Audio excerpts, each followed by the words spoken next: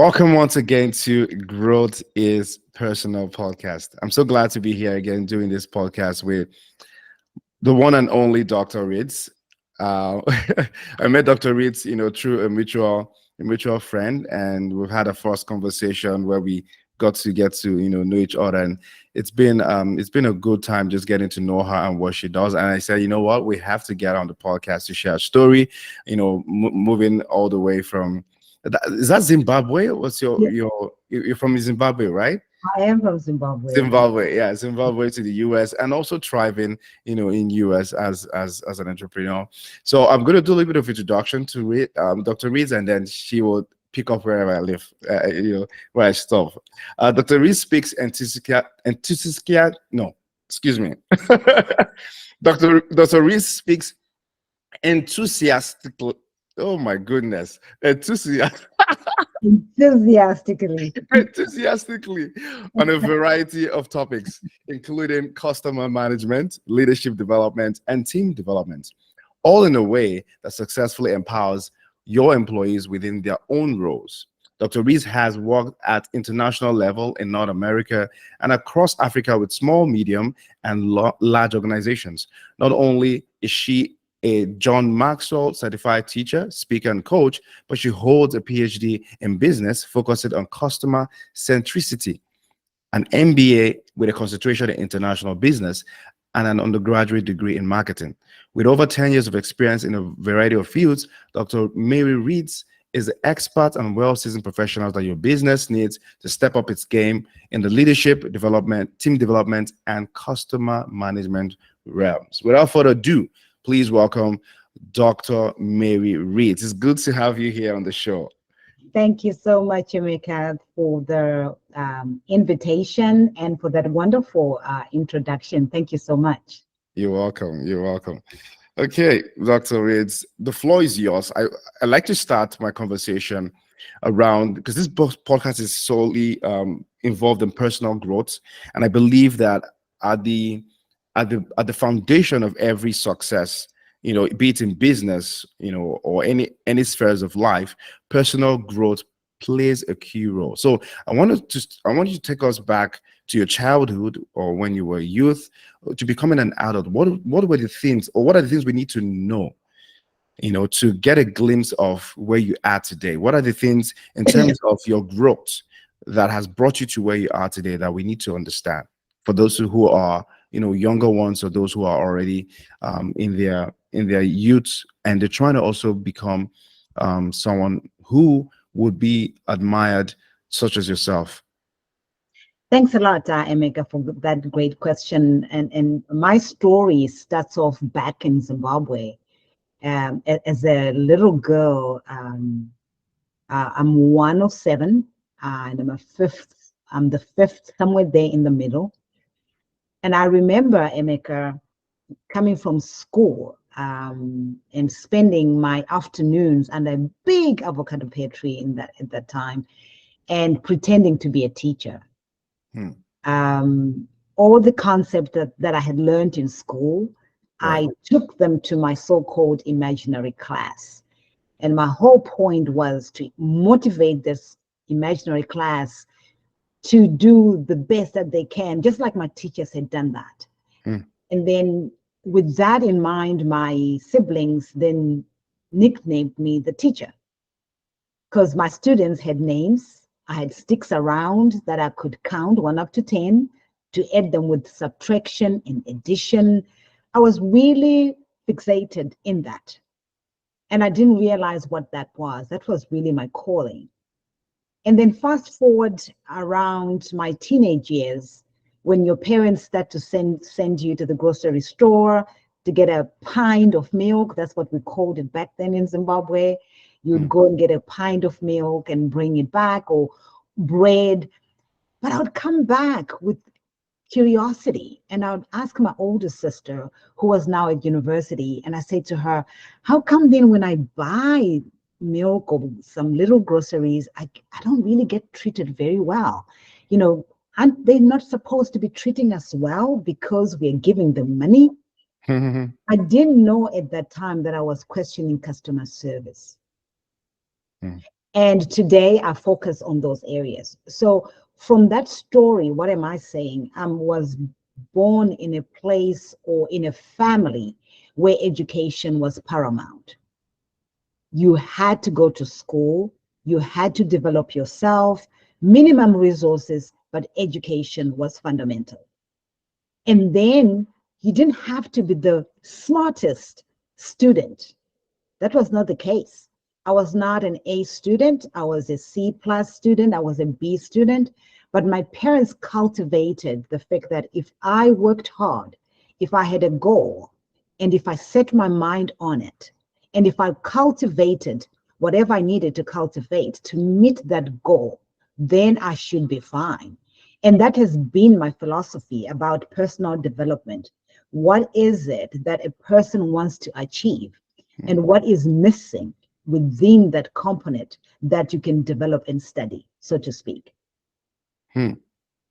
I like the fact that you mentioned, talking about the role of your parents, in shaping who you are today. And I think it's very important, especially for young parents, to begin to, pay attention to, and I know this is off our conversation, but I just wanted to, dwell on this a little bit for younger parents who are going to be watching or listening, that we have a lot to do when it comes to shaping who our kids will become, right? There's a scripture that says that train up a child in the way that he should go, and and he will not depart from it as they grow up. But what we see today is that a lot of parents, focus on their own growth, and they're paying attention to themselves, and there's no much focus on how are we preparing our kids for the future. Right. Right. So I think it's key, and education is one, but also paying attention to their calling, their gifts, right? And how that would help them become more adaptable in the future, Yeah. right? And speaking of adaptability, I want us to go. I don't know if you want to share something about what I just said now, but if you want to add to it, please do. Yes, I do agree with that. I think even if you see the gaps that we're having in the generational workforces, so you have younger generation that are very talented, but there are some skill sets or some other skills that they could have been taught at home, that mom and dad could have, uncle could have, or the teacher could have. But those things were maybe not focused on. And therefore, you have adults that are very good at the subject matter, at PowerPoints. They're very good at logistics. They're very good, but there are some other aspects that they have not really developed because mom and dad did not cultivate that. And then they come to the workplace, and then the workplace is requiring certain things, certain compliances, certain professionalism, if we can use that word lightly today. Then you realize that they're kind of like stuck because that did not happen at home. There are some things, there are some skills that are taught in the home that are paramount for a child to continue practicing from home in the community and then start to flourish in the workplace. And would you say, soft skill is one of the very important skill that's missing today? Because what we see a lot is parents focus on the technicals. We want you to do engineering. We want you to go do doctor. They focus on that core, skill. Yes. But the soft skill will help them become to thrive, to manage change, to be adaptable is what is missing. And sometimes school don't teach this. No, they don't. They don't teach it. And this is like, I'm not saying that for every generation, that's true. I want to be very careful, right? But it's a lot. So if from my work and my observations that I'm doing, it's a lot of what you're talking about, that you've got very talented employees and staff members, but the soft skills are not really developed yet. And the emphasis, you're right, was not emphasized, was not made at childhood, was not made when people were growing up. And now the organization needs to teach that. And the question sometimes is, do I have to be this particular person? Do I have to be a friendly person? Do I have to be a warm person? Do I have to dress up in a certain way? if I can do the job. You know what? That is very subjective. I'm from the old school that you need all those things to be a package, to propel yourself to move forward. It doesn't harm you to dress appropriately. But again, that's also becoming very political. What is appropriate? What is not appropriate? But again, just understanding the culture of the organization, understanding where you're working and the ethos of that, and complying with that, so to speak. Awesome. I like the way the conversation is going. Okay, let's talk about a pivotal moment in your journey. You do a lot of, team development, leadership development with organizations and with leaders. So what was the pivotal moment for you, your leadership journey, where you had to be adaptable to be able to navigate either your career or even in business? What would that be? That's my life, Emeka. My life is about pivoting all the time, and just a general view. So think about growing up and working in Zimbabwe. You've got a certain of culture, you've got a certain way of doing business with the cultural component, being an African, Black African, but also working with white Africans, working with Indian African. So you're coming from this very diverse, but it has got its own way of doing business. That's Zimbabwe. Then after a while, you pack your bags, you're in the United States. And then that alone has got its own culture, its own way of doing. Not only do you have to understand maybe the region that you're in, but I started to do work across the United States, and you realize that there are different nuances of doing business. And then after a while, you're in the United States, I migrate to South Africa, and then South Africa is a whole different ballgame altogether. And you're learning each time to adjust and to pivot in the way that you interact with communities, in the way that you interact with the business. And then you do work in 8 different countries. And then you do work in 15 different. So that's the story of my life, of pivoting, of understanding the nuances in a different industry or context, so to speak. So that's one aspect that I believe is a God-given ability to be able to adjust to that. There's always a learning curve to adjust to those cultural ways of doing the nuances. There's so many mistakes that you make culturally as well, because you make assumptions sometimes. So there are so many mistakes that you make with those, but that's adaptability on its own. So my life is a life of adaptability, just because I've not settled in one country for the last 20 years. I've been in different countries, right? When we're talking about business, when I started my company in South Africa, it focused on customer service. That's what it was. It was going to deliver customer service trainings, but it was going to customize these trainings. I was not going to just deliver programs like shelf-made, one size fits all. I wanted to understand the reasons behind why people were not flourishing in the area of customer service. So I'm going in with that linear view into the organization. But when I do the discovery up front, you realize, oh my goodness, it's not just customer service. It's actually leadership. It's actually conflict management. It's actually strategy. So you realize that because you've done a holistic understanding of, that's another pivot that you make. Because though you're reporting to the customer that, yeah, you do have customer service challenges, but you also have this according to the discovery that you've done. They now say, okay, if you've done it, now we want you to come and do the conflict management. Now we want you to now come in and do the leadership. You are the one who's discovered it, so come in. So it becomes such a challenge that you have to pivot.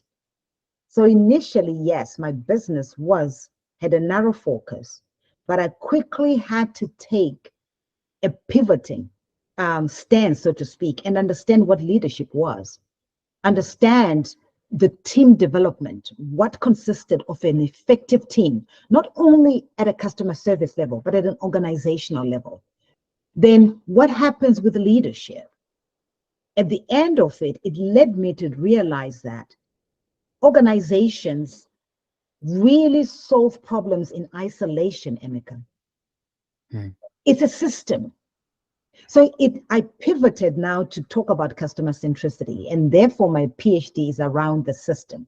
So that was a big shift in my career, in my life, to really understand that, yeah, you can go in and fix customer service.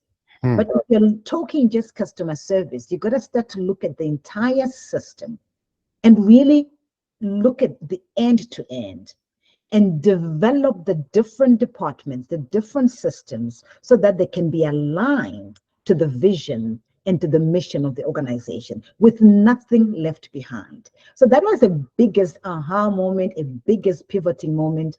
So though I focus on those three areas that you mentioned, customer service, customer experience with leadership and team development, but all those are looked at that holistic perspective. That was my biggest pivoting moment. I want to take you on two things. So now let's talk to an immigrant who is, moving to a new country, and then you made these changes, you made this, pivoting.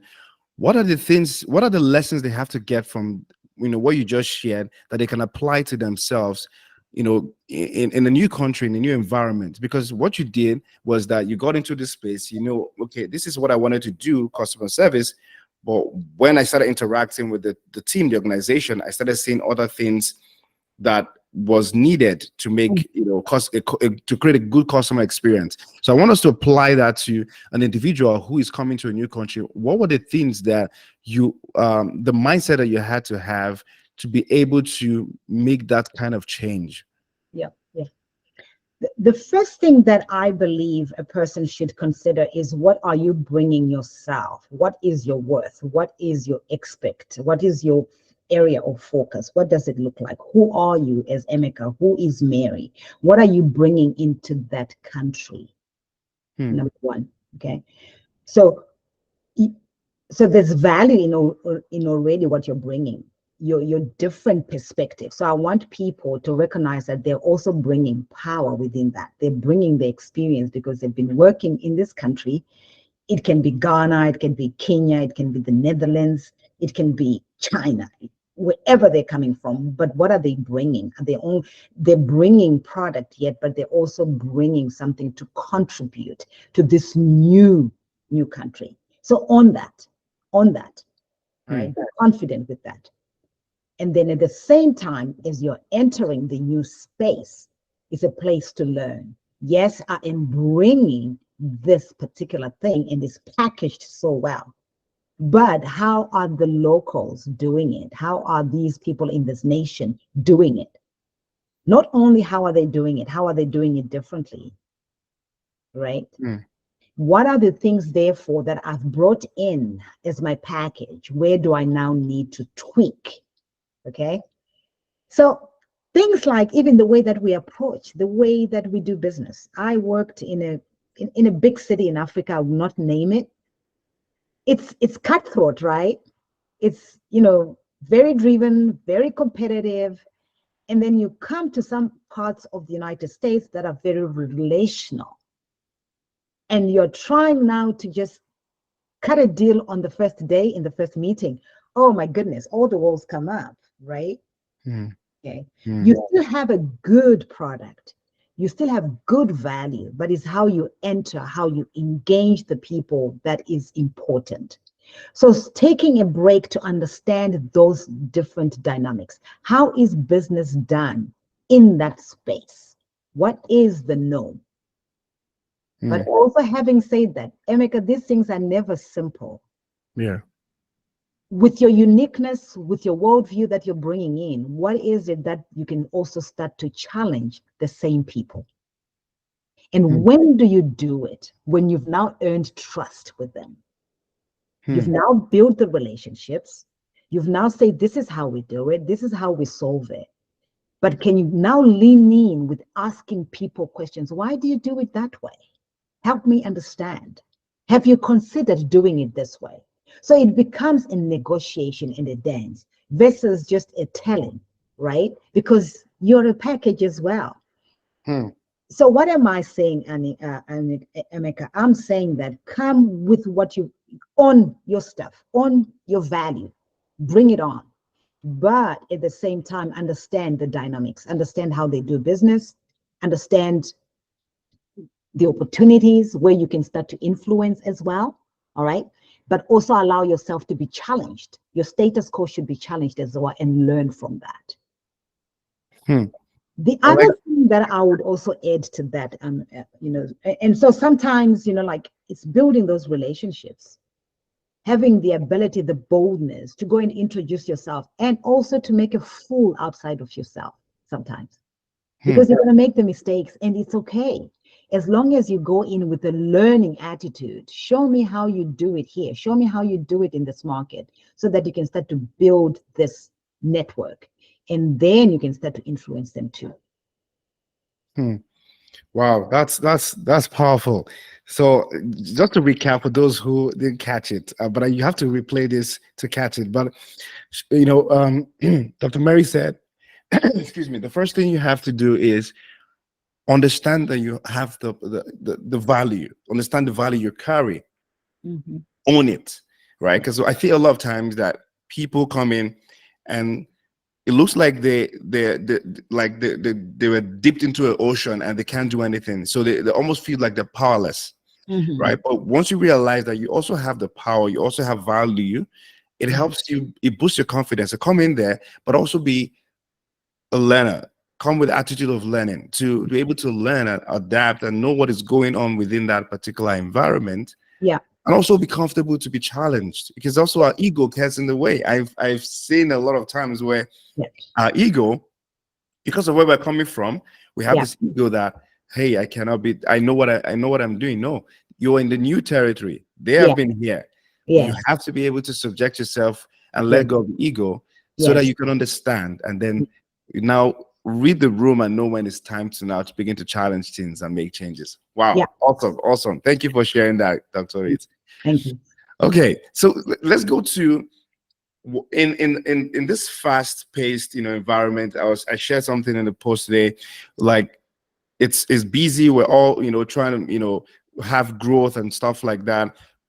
Now, what are the key traits that we have to have, leaders have to be able to thrive in today's workplace, in today's environment, where the attention span is reducing by the minute, right? What can leaders do? Or what are the key traits that we have to have or develop to be able to thrive in business or in our career? Yeah, sure. It's a very fascinating time that we're in, Emeka. And sometimes as a leader yourself, or somebody who works with leaders, myself, I'm amazed at the rate things are going, at what they're facing. So I always go in there with empathy, really understanding that the change is happening than we can even imagine. I was in an AI session earlier on, and the language that is being spoken in there, I mean, it's things have just changed, right? And there's so many facets and so many skills that are required. But I want to just mention maybe 4 for you today. Number 1, what we are talking about, adaptability. All right. So it's the ability to understand that things are not going back. They're no longer going backwards. 1, we live in a very competitive world. I'm sitting here in Atlanta, Georgia. My competition is across the world. I can talk customer centricity all I want, and I can believe that I am the best, but there are people in North America that are doing the same. There are people in South America that are doing the same, and there are people in Africa that are doing the same, in Asia that are doing the same, and we are all on LinkedIn, by the way. People can now choose. So that ability to be able now to adjust and know that you're now working in this very open market that does not have any geographical barriers anymore. So how do you then do things differently? It's no longer protected. You're no longer protected. you are exposed, so to speak. So how do you adjust to that? So in my world, that means if I worked by myself, I could now collaborate with other people. Used to work a lot by myself initially when I started. Then you realize, you know what, if I can collaborate maybe with somebody who does project management, if they're doing project management, they can then refer me to come in and do customer service. So the ability to adapt, not only to adapt to the market conditions in terms of your business or your operations, but also adapting to the customer. The customer now who is now on LinkedIn, who is now exposed to this all, to the entire world, is now, you're now vying for the same customer. How then do you adapt to their need? So adaptability for me is the biggest. Not only are you adapting to the markets, to the market conditions, to your competition, to your customers, you're also adapting to your workforce. We've just talked about it. You've got Generation Y, Generation Z, Generation X, baby boomers, and the traditionalists. They all are in the same building and they're doing work in a different way. How do you adapt your leadership style to understand that not one size fits all? So adaptability is one of the areas that I believe organizations or leaders need to cultivate. Then number two, emotional intelligence. And this is, the ability to understand how you show up as a leader and how you impact other people and how the circumstances, the relationship management, the social context really impact you. I just want to dwell on that for a minute, Emeka. I want to really emphasize on the self-awareness. We tend to get in our own ways. That's where the self-development comes in, Emeka. We are brilliant people, but I tend to see that our ego, our inability to be vulnerable, right, and admit our own mistakes, even the ability, like the self-awareness to understand that maybe your communication style does not really resonate. For me, that's the biggest. So as leaders, I propel us and I encourage us to really do that hard work. The work that I do, the strategy is easy. Bringing people together, let's define a culture of an organization, that's easy. The hardest part that I'm finding leaders better with is that self-awareness. Looking in the mirror, understanding what you're bringing in at a personal level and how it's affecting the team and the organization is the hardest work. The ability to look in the mirror and say, hey, I could be the one that needs to change. So that's number two for me, emotional intelligence, and I'm going to underscore self-awareness. Then number three, I'm going to talk about being a visionary thinker. What is it that you want to be in the next 5 years, in the next 2 years? What is your vision for the organization? You have followers. How are you even developing that vision? A long time ago, Emeka, leaders would go for leadership retreats and come up with a vision and come up with a strategy and just come and present it to the people. And people just were supposed to take it and go and implement it without questioning. It has now changed, right? Where yes, a leader has a vision, to be honest with you, it starts with them. And an entrepreneur, it starts with you. But the ability to take the same vision and make it a corporate vision, to make it a vision that your employees own. And in the end, you actually start to believe that. They start to believe that they started the vision, they initiated the vision, because you've included them in the beginning. So come up with your ideas, come up with your objectives, come up with your strategic objectives, but learn how to bring your people and communicate effectively so that they believe they're a part of the vision. Number 4, yesterday I had an opportunity to go to Jimmy Carter's library, presidential library, and I saw this, Emeka. This quote by him, he says, we must adjust to changing times and still hold our unchanging principles. I thought that was powerful. This is my last one where I'm saying to be a principled leader. the world is going in different directions. That sometimes I believe as leaders, we are also being sent in different directions, that we sometimes don't know who we are. Yes, I would like to encourage people to change. Technology is changing, but there are certain things that we don't need to change. These are our core values. These are things like our passions and our purpose and our ethics and integrity, who you are at the core. Those are the things that cannot change. They can be influenced, yes, but who you are, and the reason you are, the reason why your business is in existence, they cannot be challenged. You can adapt, yes, your strategies, but the way you're adapting should augment and should reinforce your principle and your core. So who are you, Mr. X? Who are you, Mrs. X? Who are you, the president of this company? You as an entrepreneur, who are you? And sometimes it may mean losing money on the market.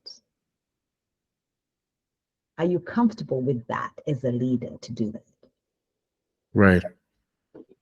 I think I'll stop there for now, Emeka. Yeah, that's something to ponder on. And I like the fact that you brought it towards leadership, but it also applies to even those who are not in leadership positions, because it also applies to people, individuals themselves, professionals, right?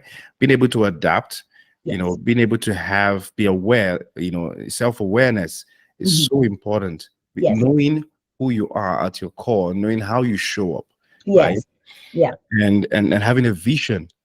Because there's a place in the Bible that says that where there's no vision, people perish. And the reason why we see a lot of times people feel stuck is because there's no vision. You don't even know where you're going to. How do you know when you get there? Right? You're right. So You're right. having a personal vision or even an organizational vision is so important. Yes. And then to wrap it up, having principles, having values where even though the tides change, trends change, those things remain, because those are the things that would be the bedrock of your life, of what you stand for. Yes. Right. Wow. Yeah. Powerful. Thank you for sharing. That's like a master class. Thank you, Emeka. Thank you for sharing that.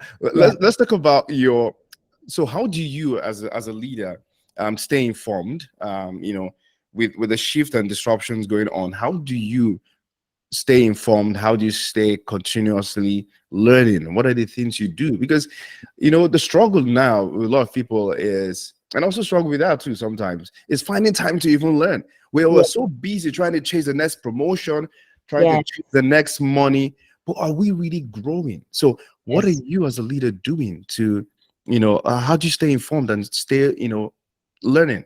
Yes. It's true. It's true, especially with the challenge that people don't have concentration span that is long. Now we just want quick things, right? Quick nuggets. I just want 3 things. Tell me the quickest way, and I like that a lot. Don't get me wrong, but if we are really talking about learning, so that we become experts in certain areas, we become masters of our own lives, so to speak. We need to dive deeper and spend more time into these things. So I encourage, and what I do personally, I read a lot. So I have a pile of books that I read a lot. And I know that sometimes people say, oh, well, books, by the time maybe you're done with it, the trend has already changed. That's also true, right? But I read quite a bit, okay? And then articles, I like McKinsey and Company. I do that. I follow them as well. Harvard Business Reviews. I love those, very on top of the trends. Those are articles that are short to read, and you can archive them, get back to them on a weekend when you've got that 2 hours, 3 hours just to relax, just read that. I also go for conferences. All right. I'm a John Maxwell certified speaker and trainer. There's a lot of John Maxwell work that's out there. So his books, his webinars, different pockets of just touching base with other people that are like-minded, and sometimes not so like-minded, but people that also challenge you and take you out of your comfort zone, right? And your associations, your network events around your community, book those. Put a goal. How many are you going to attend in a month? Like one, like two. Just go, move away from your desk and just go and do that. So those are the things that I do to keep me fresh, to keep me on top of the trends. Is it hard to do? I'm not going to sit here and tell you that it's easy to do. We have to be intentional about it. We have to be. And you can't do all of them at once because there's a time management component here. But just say, you know what, this month I'm going to read 2 books. Good for you. All right. Next month, I'm going to look maybe for a conference or for a webinar. This month, I'm going to listen to Emeka's podcast. Do that so that you can just be doing something every month, every week, but also understanding that you're pulled in different directions so that it doesn't become a chore. Yeah. And I think to add to that, I would like to hear your thoughts about it as well, is the idea of also sharing, because I think one of the effective ways of learning is is through teaching, through sharing, right? Because one thing I realized that we have a lot of acquisition, we get a lot of knowledge, we learn, but we don't apply. And one of the ways that we apply is also by teaching, but by helping others, by sharing. The more you share, the better you get at your own views being questioned, and then like, okay, maybe I didn't think about it this way, and you're getting feedback, right? So what are your thoughts about that as well? Because I think like, for example, you showed up with this podcast. It's part of your way of the things you've learned over the years. You're sharing it out there, and it's coming to you afresh. I mean, I've been a podcast, I've had conversation with leaders and professionals like yourself, and sometimes they share something like, I need to go and listen to what I just said, because that was because they also understand that the idea of sharing and contributing is also a part of their growth as well. So what are your thoughts on that for you? I'm in agreement 100%. I learn best when I teach others, right? When I research. And what I like about it is that when I teach, it challenges me, like what you've just said. Yes. It challenges me to be a better person. Like you heard me here, I had a cursor in there. I explained what I do and what I encourage people to do to stay afresh. But I came back and I said, I don't normally do it as well. That's me being vulnerable and say, hey, I know this is the way, but I'm not there 100% either. Okay. Yeah. So you're doing this podcast, you inviting me, it's a way of giving back and sharing. I've seen your beautiful post on LinkedIn. That's a beautiful way of sharing. I believe in that. That's my world of educating others. And I believe more can be done.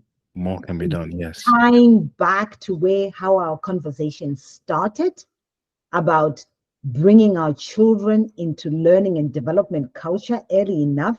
So if mom, if dad, if they read an article on LinkedIn about what you've just said about a mindset, then they can take it to their kids and say, hey, this is what I read. Do you also just want to read it? Or it can become a conversation when they're having dinner. So I really like that ability to share at conferences, even, Emeka. Go and speak at a conference.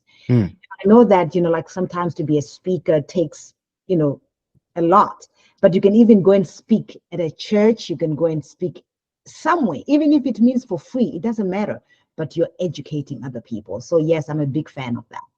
Great. And this is to challenge someone who's going to be watching this or listening to this. It's time you begin to share, right? You've learned so much. There's so much. And I hear people say, well, I don't have to. But the truth is that if you understand the idea of growth, that the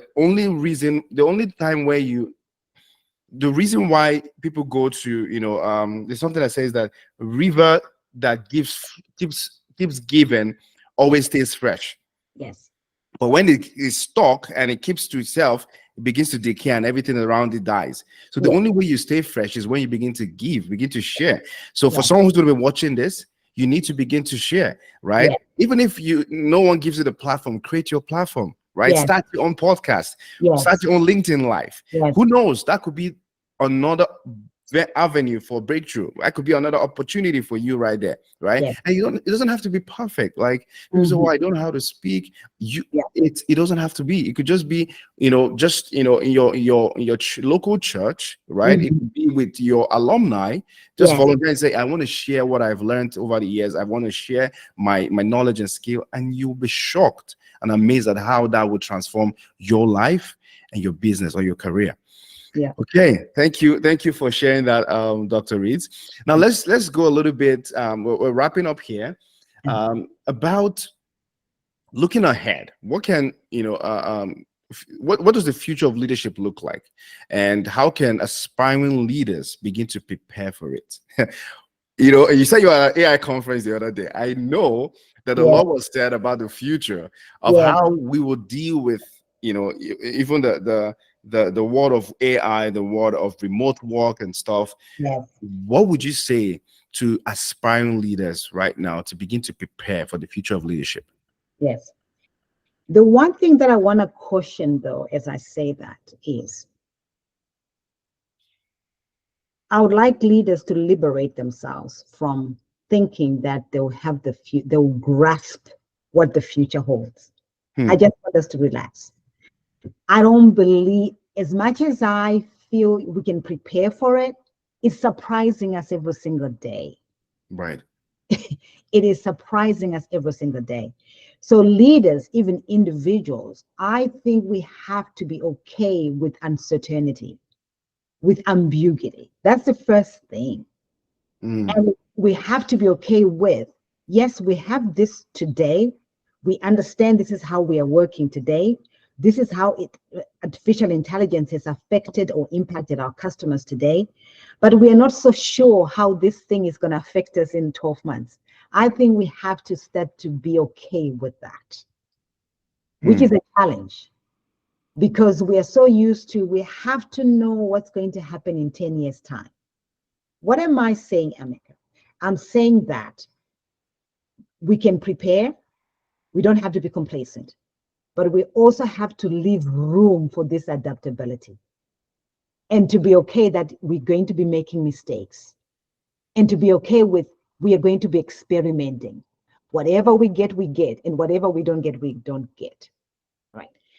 So that alone is a mindset shift. It is, because we're used to planning, we're using to cross the T's and check the and forecasting and everything else. I'm not saying we shouldn't. We should, but let's leave room for that uncertainty and say things can change. So number one, that adaptability. Yes, we're talking technology right now. We want to make sure that we understand. So that's number one. Let's understand the technological trends. Which technologies do you need for your business? And why do you need it? How is it going to impact your organization's operations? That's number one. How is it going to affect your employees, your customers? That's number one. But at the same time, you can't buy every technology. You have to balance exactly what is the need. What are your customers wanting? What can you afford? What are your resources can afford? And then who are some of your strategic partners and collaborators and stakeholders that maybe can come and partner with you in places where you can where you cannot close the gap by yourselves? So that's technology. Number two, and similarly, this artificial intelligence is true. What do we need? How is it going to impact our people? How are we going to incorporate it into our organization? It's a whole different, and I'm not an AI expert. I'm learning it as well. It's a giant to me. So I'm also beginning to make sense out of it. So I would also encourage people to really stay on top of AI, understand how it's going to affect them, and what bits of it they want to take and incorporate into their organization. Then number three, I'm going to talk about employees, your team, the people that you work with. In the United States, they're talking about a 4-day week, right? What could that possibly look like? They're talking about the hybrid and the workforce that does not want to come to work anymore. What does that really mean for us in the future? You're talking about a generation that does not want to stay at an organization for 10 years, 12 years, like the older generations. What are the ways that you're going to attract this younger generation that just wants to work for you for 10 years, for 3 years versus 10 years? How are you going to make the best out of that? And how are you going to put your succession plans in that? So there are some things that I believe that organizations need to start to question. All these strategic things, understanding that it's a business from a holistic perspective and not from a linear perspective. It's a circular that's going on. And what are the things that you need to pivot and what are you going to do? But again, as I said earlier on, understanding that it's unknown totally. It's going to change every single day. Yeah. Great. That's a powerful way to wrap it up. I think, in a nutshell, staying with curiosity, knowing that, things will evolve, things will change, and, willing to embrace the fact that, you don't know it all and you're willing to learn as you go. So not having a fixed mindset, have a growth mindset that, things will change, but it's okay. Yes. I'm okay that I don't know, but I'm willing to learn. Right? Yes. You're very good. Very good. Great. Thank you so much, Dr. Reese. We'll go to our final 3 questions that I ask my guest. You can answer each question in one word, or you can, expatiate the word. The first question is, if you were to write a book about your life, what would the title be? Oh my goodness. The Rabbit from Zimbabwe. Say that again? The Rabbit from Zimbabwe. Okay. That would be an interesting title. Why that title? My dad gave me that nickname. In my language, it means Magenga. And it's a little rabbits with the long so that's ears. the RABIBBIT. I would call that. Okay. My dad used to think that I was agile, I was adaptable. He just thought I was a little clever girl. Yes, that could, once she set up her mind to do something, she can go and get it. And she just knows how to pivot. Think about that little rabbit, right? The way it moves fast and all that. That was my nickname. And I would love to just explore how that little rabbit has navigated the world, the industry, the way where she is right now.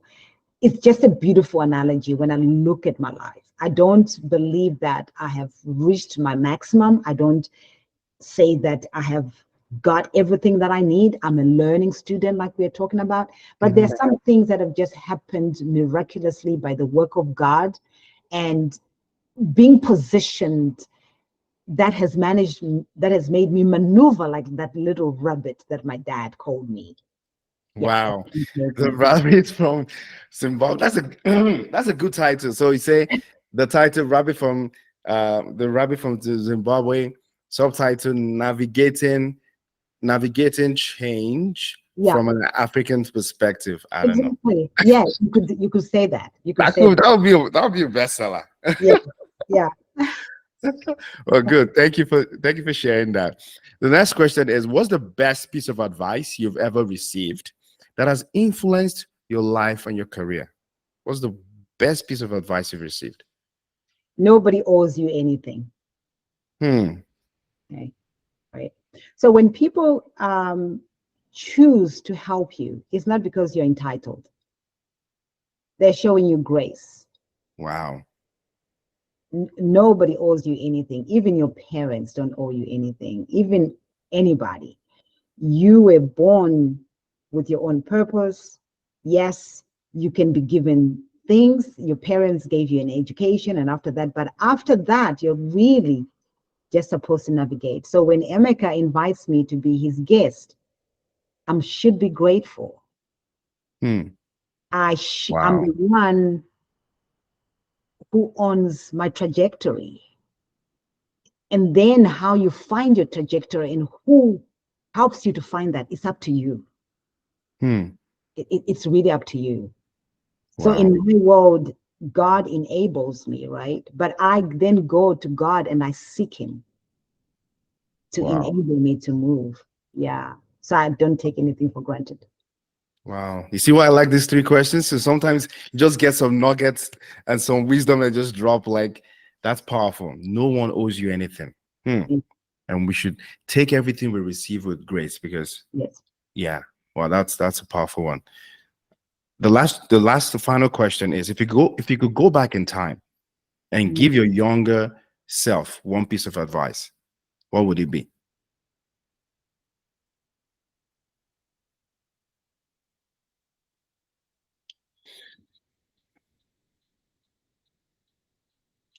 It would be,